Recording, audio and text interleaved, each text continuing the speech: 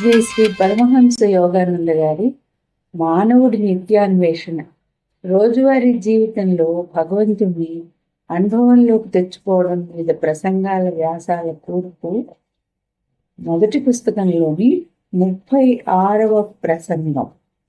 క్రీస్తు కృష్ణుడు ఒకే సత్యపు అవతారాలు. ఇది సెల్ఫ్ రియలైజేషన్ ఫెలోషిప్ అంతర్జాతీయ కేంద్ర కార్యస్థానం లాస్ ఏంజలీస్, కాలిఫోర్నియాలో జనవరి 15, 1933, ఏప్రిల్ 14, 1935 ఇచ్చిన ప్రసంగాల సంకలనం.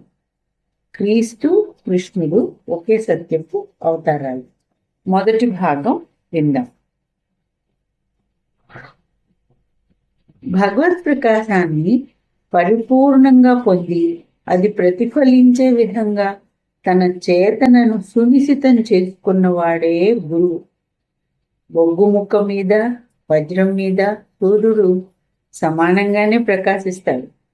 కానీ వజ్రం మాత్రమే సూర్యకాంతిని ప్రతిఫలిస్తుంది. భగవంతుడు వెలుగు కూడా అదే విధంగా జీవితపు అన్ని స్థాయిలలోనూ ప్రకాశిస్తుంది. కానీ ప్రతిఫలించడం అన్నది కొందరిలో ఇతరుల కన్నా ఎక్కువగా ఉంటుంది. సాక్షాత్కారం పొందిన మనిషిలో ఆ దివ్య ప్రకాశం పూర్తిగా ప్రతిఫలిస్తుంది. ప్రతి మానవుడు ప్రధానంగా ఒక ఆత్మ, మాయ అనే ఒక ముసుగుతో కప్పబడి ఉన్నాడు. పరిణామం, స్వప్రయత్నం ద్వారా మానవుడు ఆ ముసుగుకు ఒక చిన్న చిల్లు చేస్తాడు. సమయం గడిచే కొద్దీ అతడు ఆ రంధ్రాన్ని పెద్దదిగా, మరింత పెద్దదిగా చేస్తాడు. ఆ తెరుచుకోవడం అన్నది పెరుగుతున్న కొద్దీ అతడి చేతన విస్తరిస్తుంది. ఆత్మ మరింత ఎక్కువగా ప్రకటమవుతుంది. ఆ ముసుగును పూర్తిగా చీల్చేసినప్పుడు అతడిలో ఆత్మ పూర్తిగా విశదమవుతుంది. అలాంటి మానవుడు గురువు. తనను తాను, మాయను జయించిన వాడవుతాడు. గొప్ప మహాత్ములు భగవంతుడి ద్వారా ప్రత్యేకంగా తయారు కాలేదు. తమ స్వప్రయత్నాల ద్వారా వాళ్ళు విజేతలయ్యారు. మిగిలిన మానవజాతి అంతా ఆత్మ స్వాతంత్రపు ప్రకాశం కోసం ఏ విధంగా ప్రయత్నిస్తున్నాయో, కష్టిస్తున్నాయో అదే విధంగా వాళ్ళు కూడా తమ మోక్షం కోసం కష్టపడి పోరాడారు.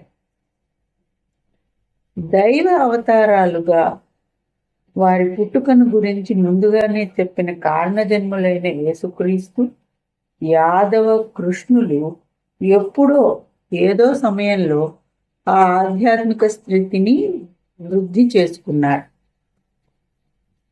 ఇక్కడ దైవ అవతారాలుగా అన్నదానికి పుట్టినోట్లో అవతరించటం అనే సంస్కృత పదానికి అర్థం కిందికి, దిగడం అని ఈ పదానికి మూలాలున్నాయి. హిందూ శాస్త్రాల్లో అవతారం అనేది దివ్యత్వం శరీరంలోకి దిగి రావడాన్ని సూచిస్తుంది. యాదవ కృష్ణులు అన్నదానికి కృష్ణుడి అనేక నామాలలో ఇది ఒకటి. యాదవ కృష్ణుడు అనేది ఈ యేసుక్రీస్తు యాదవ కృష్ణుల లాంటి జీవులు తిరిగి పుట్టాలనే కర్మ బంధనాల నుంచి స్వేచ్ఛ పొందినవారు. మానవ జాతిని ఉద్ధరించడానికి మాత్రమే వాళ్ళు భూమి మీదకు తిరిగి వస్తారు. ముక్తి పొందినప్పటికీ భగవంతుడి కోరిక మేరకు వాస్తవమన్నట్టుగా అనిపించే తమ భూలోకపు జీవిత నాటకాన్ని ఆ దివ్య పురుషులు పోషిస్తారు. వాళ్లకుండే బలహీనతలు, వాళ్ళ కష్టాలు, సమస్యలు, ప్రలోభాలు వాళ్లకున్నాయి. అయితే సరైన పోరాటం ద్వారా, చక్కటి ప్రవర్తన ద్వారా వాళ్ళు విజయాన్ని సాధిస్తారు. ఈ విధంగా భగవంతుడితో తమ ఏకత్వాన్ని తెలుసుకోకుండా చేసే శక్తుల మీద మనం ఆధ్యాత్మికంగా విజయం సాధించాలని వాళ్ళు మానవులందరికీ చూపుతారు. ఆత్మ వికాసానికి తమ వంతు ప్రయత్నం ఏమీ చేయకుండానే ఒక క్రీస్తు, కృష్ణుడు భగవంతుడి ద్వారా పరిపూర్ణులుగా సృష్టి అయినట్లయితే భూమి మీద తమ కష్టాలను జయించడానికి కష్టపడుతున్నట్లుగా వాళ్ళు నటిస్తుంటే బాధలను అనుభవిస్తున్న మానవ కోటి అనుసరించటానికి వాళ్ళు ఆదర్శప్రాయమైన దృష్టాంతం కాలేరు. యథార్థం ఏమిటంటే గొప్ప మహాత్ములు కూడా ఒకప్పుడు మర్త్య మానవులే, కానీ వాళ్ళు మాయను జయించి తమను తాము తడబడుతున్న మానవ జాతికి శక్తిని ప్రేరణనిచ్చే వాళ్ళుగా తయారు చేసుకున్నారు. దైవ అవతారాలు కూడా తమని తాము పరిపూర్ణులను చేసుకునే క్రమంలో మనలాగే అదే రకమైన మానవ సమస్యలకు అనుభవాలకు గురయ్యారని తెలుసుకుంటే మన సొంత ప్రయత్నానికి అది ఆశని ఇస్తుంది.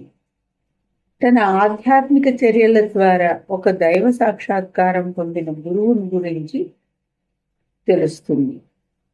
మహిమలు చూపటం ఇందులో అంత ముఖ్యమైనది కాదు.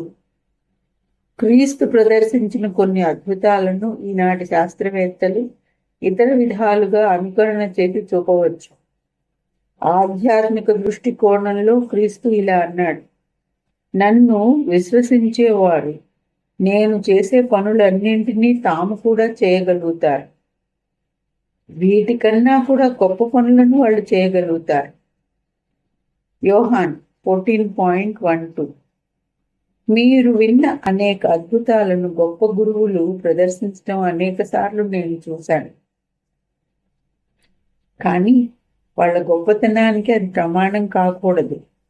ఎవరైతే భగవంతుణ్ణి తెలుసుకుంటారో వాళ్లకు మహిమలు ప్రదర్శించే శక్తి సహజంగానే వస్తుంది. ఎందుకంటే వాళ్ళు ఆయన విశ్వ నియమాలతో అనుసంధానమై ఉన్నారు. కానీ ఎవరైతే అద్భుతాల పట్ల ప్రీతి కనబరుస్తారో వాళ్ళు ఆయన్ని కోల్పోతారు. మన హృదయాల లక్ష్యం భగవంతుడు మాత్రమే కావాలి. ఒక గురువు చూపే అత్యంత అద్భుతమైన ఆధ్యాత్మిక ప్రావీణ్యత ఏమిటంటే మాయను, అజ్ఞానాన్ని జయించడం. ఒకరి జీవితంలో భగవంతుణ్ణి సర్వోత్కృష్టుడిగా చేసే ఆ సాక్షాత్కార సిద్ధి జీవితం కంటే కూడా ఎంతో ప్రాముఖ్యం ఉన్నది.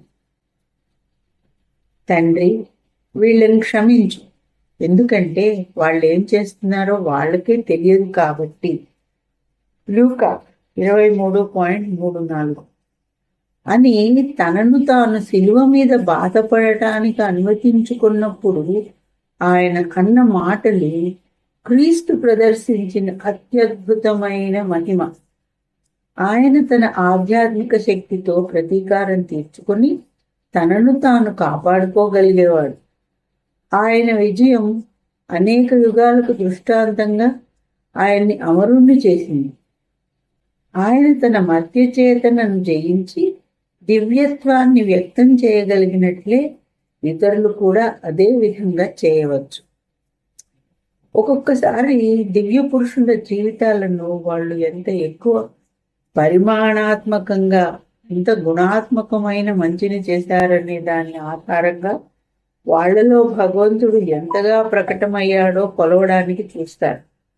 కానీ భగవంతుడిని పూర్తిగా ఆవిష్కరించుకోగలిగిన గొప్ప మహాత్ములందరూ ఒకే విధంగా ఆయనతో ఏకమయ్యారు. కాబట్టి గొప్ప గురువుల అవతారాల మధ్య పోలికలు తేవడం అన్నది అసాధ్యం. అలా ప్రయత్నించటం కూడా మూర్ఖత్వమే అవుతుంది. ఎందుకంటే భగవంతుడితో ఏకమవడం వల్ల వాళ్ళందరూ ఒక్కటే, ఆయన ముందు వాళ్ళందరూ సమానమే.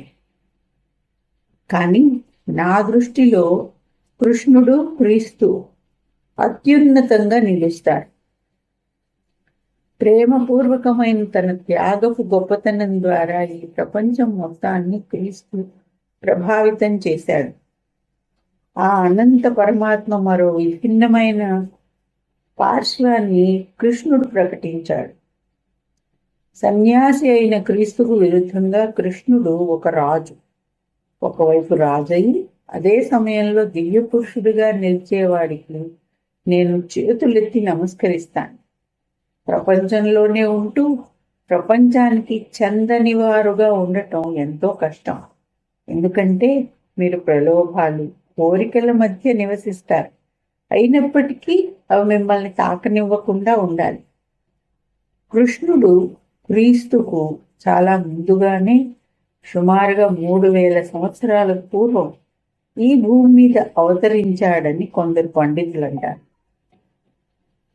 క్రీస్తు కృష్ణుల జీవితాలకు ఒక గొప్ప ఆధ్యాత్మికమైన కలివిడి మాత్రమే కాదు, మనకు అందిన వాళ్ళ వ్యక్తిగత జీవిత కథలలోనూ అనేక సమాంతరాలు ఉన్నాయి. యేసు, కృష్ణుడు ఇద్దరు భక్తులైన, భగవంతుణ్ణి ప్రేమించే తల్లిదండ్రులకు జన్మించారు.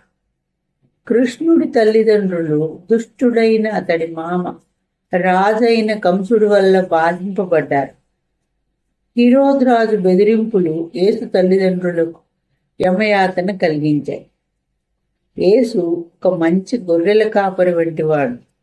కృష్ణుడు కంసుడి నుంచి దాక్కున్న తన చిన్నతరపు రోజుల్లో ఆవుల కాపరి. యేసు సాతానును జయించాడు.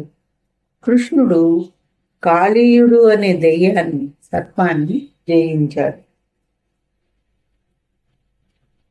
ఇక్కడ ఆస్ట్రిక్స్ పెట్టి కింద ఫుట్ నోట్లో ఈ విధంగా ఉంది: సాతాను, కాళీయుడు చెడును లేదా అజ్ఞానాన్ని సూచిస్తాయి. యేసు తన శిష్యులను మోస్తున్న ఓడను రక్షించేందుకు సముద్రం మీది తుఫానును ఆపాడు. కృష్ణుడు తన భక్తులను, వారి పశు సంపదను కుంభవృష్టి కురిసే వర్షాలలో మునిగిపోకుండా ఉండడానికి గోవర్ధనగిరిని గొడుగు మాదిరిగా వాళ్లపైకి ఎత్తాడు. యేసును యూదుల రాజు అని పిలిచారు. ఆయన రాజ్యం ఈ ప్రపంచానికి చెందినది కానప్పటికీ ఆయన యూదుల రాజు. కృష్ణుడు ఒక సామ్రాజ్యాధిపతి, అదేవిధంగా ఒక దివ్య పురుషుడును. యేసుకు మేరీ, మార్తా, ఇంకా మేరీ మ్యాగ్డలిన్ ఆయన కార్యరంగంలో ఒక ప్రముఖమైన పాత్ర పోషించి ఆయనకు సహాయపడింది. ఇటువంటి స్త్రీ శిష్యులు ఉన్నారు. కృష్ణుడి మహిళా శిష్యులైన రాధ, ఇంకా ఇతర గోపికలు అదేవిధంగా దివ్యమైన పాత్రలు పోషించారు. శిలువపై మేకులతో కొట్టి యేసును వధించారు. ఒక వేటగాడి బాణపు దెబ్బకు కృష్ణుడు మరణించేలా గాయపడ్డాడు.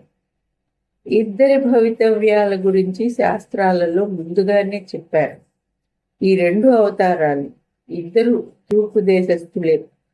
తూర్పు, పడమర దేశాలలో భగవంతుడి అత్యుత్తమ అవతారాలుగా సాధారణంగా గుర్తింపు పొందారు. యేసుక్రీస్తు కృష్ణ భగవానుడు ప్రపంచానికి అన్ని సమయాలలోకెల్లా అత్యుత్తమమైన 2 గొప్ప పుస్తకాలను ఇచ్చారు. భగవద్గీతలో కృష్ణ భగవానుడి ఉపదేశాలు, కొత్త నిబంధన బైబిల్ గ్రంథంలో యేసు బోధనలు, చాలా మహనీయమైన సత్యపు ప్రకటనలు, ఆధ్యాత్మిక శాస్త్రాల గొప్ప నమూనాలవి. ఈ 2 గ్రంథాలు ప్రధానంగా ఒకే బోధనా సారాన్ని ఇచ్చాయి. యేసు బోధించిన గంభీరమైన క్రైస్తవ మతతత్వం ఈనాడు దారి తప్పింది. కృష్ణుడు బోధించినట్లే క్రీస్తు కూడా భక్తిని, యోగాన్ని బోధించాడు. నా పరమ గురువులైన మహావతార బాబాజీ మొట్టమొదటిసారిగా కృష్ణుడి యోగశాస్త్రంలోనూ క్రీస్తు బోధలలోనూ ఉన్న ఏకత్వాన్ని చూపడాన్ని గురించి మాట్లాడారు. ఫుట్నోట్లో దీని గురించి ఈ విధంగా ఉంది: మహావతార బాబాజీ నా గురుదేవులైన స్వామి శ్రీ యుక్తేశ్వర్ గారి పాశ్చాత్యాల మత గ్రంథాల మధ్య నిజంగా ఏ విధమైన తేడాలు లేవని చూపే విధంగా ఒక పుస్తకం రాయమని కోరారు. ఆ పుస్తకమే కైవల్య దర్శనం. ఈ కృష్ణుడి యోగ శాస్త్రంలోనూ క్రీస్తు బోధనలోనూ ఉన్న ఏకత్వాన్ని చూపడాన్ని గురించి మాట్లాడారు బాబాజీ.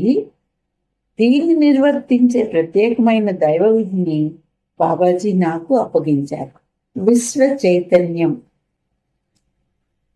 క్రైస్తవ మతాన్ని యేసుయిజం అని పిలవనందుకు నేను సంతోషిస్తున్నాను. ఎందుకంటే క్రైస్తవం అనేది ఎంతో విస్తృతమైన పదం. యేసు, క్రీస్తు అనే పదాలకు మధ్య భేదం ఉంది. యేసు తూర్పు పడమరల క్రీస్తు. 324వ పేజీలో కూడా దీని గురించిన వివరణ ఉంది ఈ పుస్తకంలో. యేసు అనేది చిన్న మానవ శరీరపు పేరు. అందులో విశాలమైన క్రీస్తు చైతన్యం పుట్టింది. క్రీస్తు చైతన్యం యేసు శరీరంలో ప్రకటితమైనప్పటికీ అది ఒక మానవ రూపానికే పరిమితం కాదు. సర్వవ్యాపకమైన క్రీస్తు చైతన్యం ఒక మానవుడి శరీరానికే కట్టుబడింది అనడం వేదాంతపరంగా దోషం. యాదవ కృష్ణుడు హిందువుల క్రీస్తు.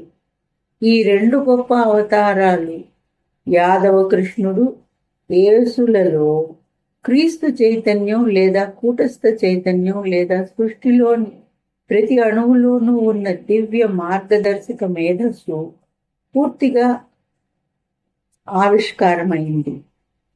ఆయన్ని అంటే విశ్వవ్యాప్త కూటస్థ చేతనను అందుకున్న వారందరికీ దేవుడు తన బిడ్డలు కాగల శక్తిని ఇచ్చాడు. యెహోవా 1.12 బైబిల్.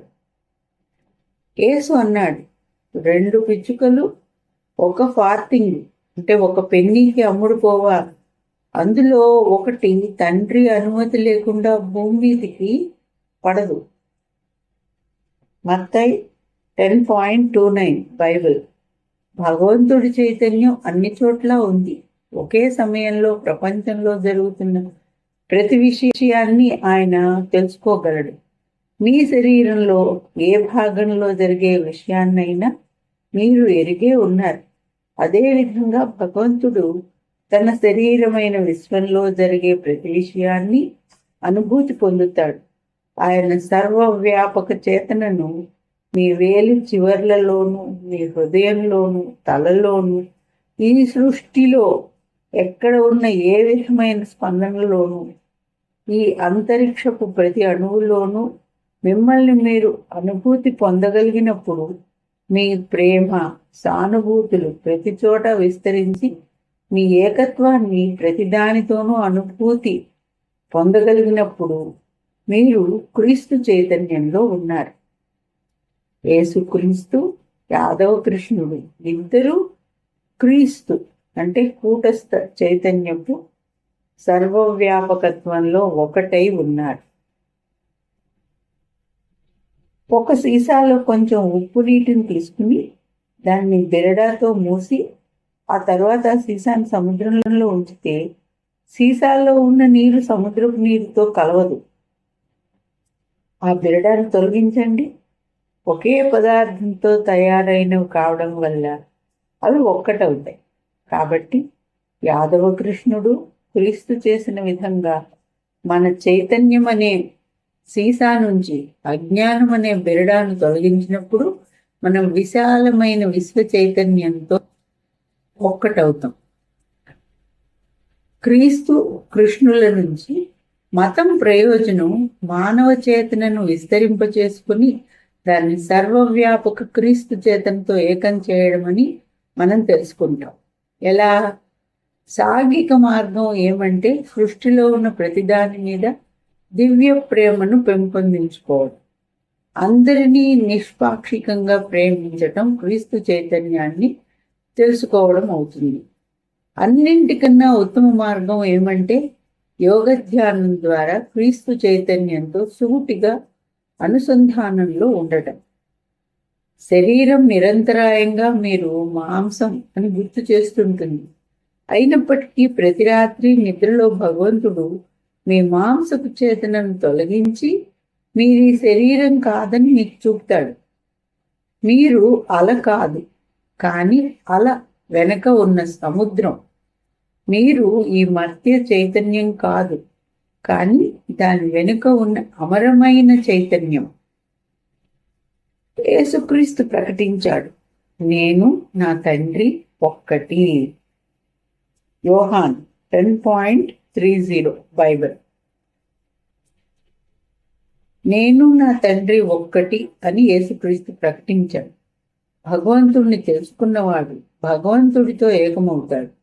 అలాంటి భక్తుడి చైతన్యం కేవలం శరీరంలో మాత్రమే కాదు, ఈ శరీరానికి మనస్సుకు వెనుక ఉన్న పరమాత్ముడితో ఏకత్వాన్ని అనుభూతి పొందుతుంది.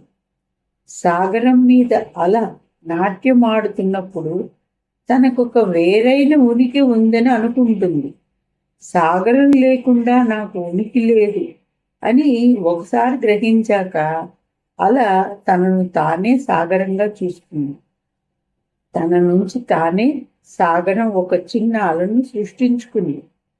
అదేవిధంగా భగవంతుడు తనకు తాను మానవుడి శరీరంలో ఒక ఆత్మగా ప్రకటితమవుతాడు. కానీ ఆయన ఆ రూపానికే పరిమితం కాదు. భగవద్గీత అంటుంది, సర్వోత్కృష్ట పరమాత్మ అన్నింటికీ అతీతుడుగా శరీరంలో నిర్లిప్త సాక్షిభూతుడుగా ఉంటూ ఆయనే సమవర్తి, పోషకుడు, అనుభూతి పొందేవాడు, సర్వేశ్వరుడు, అంతేగాక అత్యున్నతమైన పరమం. 13వ అధ్యాయం భగవద్గీత నుండి ఈ వాక్యాలు ఇక్కడ చెప్పబడ్డాయి. ఆ ప్రభువే తానుగా అయినట్లుగా యేసు గ్రహించాడు. ఈ సత్యాన్ని హిందూ శాస్త్రాలు తత్వమసి, అదే నేను అంటూ వెల్లడించాయి. క్రీస్తు కృష్ణుడు ఒకే సత్యపు అవతారాలు అనే ప్రసంగంలోని మొదటి భాగం ఇంతటితో ఆపుతున్నాం.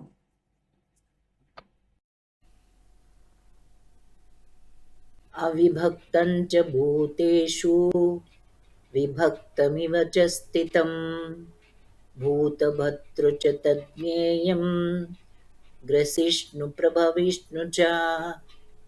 పరమాత్మ విభజించుటకు వీలు లేని ఒకే రూపమున పరిపూర్ణుడైయున్నను సమస్త చరాచర ప్రాణుల రూపములో వేర్వేరుగా గోచరించుచుండును. ఆ పరమాత్మయే సృష్టికర్త అయిన బ్రహ్మగా, పోషకుడైన విష్ణువుగా, లయకారుడైన రుద్రునిగా తెలుసుకొనదగినవాడు.